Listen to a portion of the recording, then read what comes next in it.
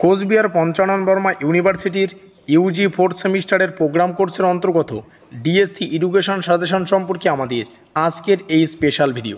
তো যাই হোক, শুরু করছি আমাদের আজকের এই স্পেশাল ভিডিওটি শুরুতেই মূল যে বিষয়টি ভালো করে বুঝতে হবে, আমাদের পরীক্ষায় স্পেশালি মোট 4টা গ্রুপে কিন্তু বিভক্ত করে প্রশ্নাবলীকে সাজানো হয়। গ্রুপ এতে থাকে 15 নম্বরের প্রশ্নাবলী, গ্রুপ বি যেখানে 10 নম্বরের প্রশ্ন থাকে, গ্রুপ সি যেখানে 5 নম্বরের প্রশ্ন থাকে, গ্রুপ ডি যেখানে 1 নম্বরের প্রশ্নাবলী থাকে।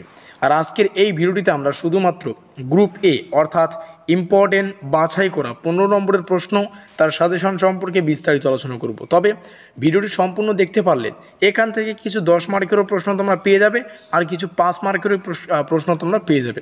বুঝতে পারলাম?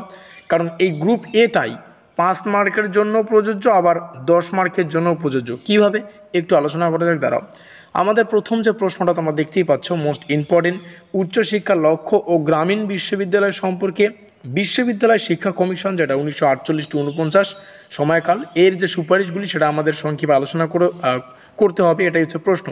এই প্রশ্নটা 15 মার্কের জন্য আসতে পারে, আবার কিন্তু 10 মার্কের জন্য আসতে পারে। সুতরাং খুব ভালোভাবে প্রশ্নাবলী রেডি করো, পরীক্ষায় ঠিক যেভাবে আসবে ঠিক সেভাবেই উত্তরটাকে লিখে দিতে হবে।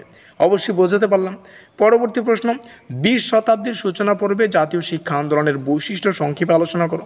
এই এতটুক পাঠ 5 নম্বরের জন্য আসতে পারে, আবার 10 মার্কেরও জন্য আসতে পারে, কিন্তু পুরো পাঠটাই কিন্তু 10 + 15 আকারেও কিন্তু আসতে পারে। তো যাই হোক, প্রত্যেকটা প্রশ্ন তোমাদের সামনে শেয়ার করছি।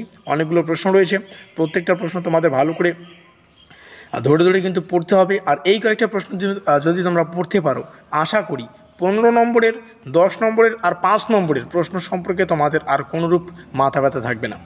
ভিডিওটি ভালো লাগলে অবশ্যই লাইক করে দিও, বন্ধুদের কাছে শেয়ার করে দিও। শেয়ারটা খুবই গুরুত্বপূর্ণ, যাতে করে ভিডিওটিতে থাকা প্রত্যেকটা তথ্য প্রত্যেকটা ছাত্রছাত্রী জানতে পারে।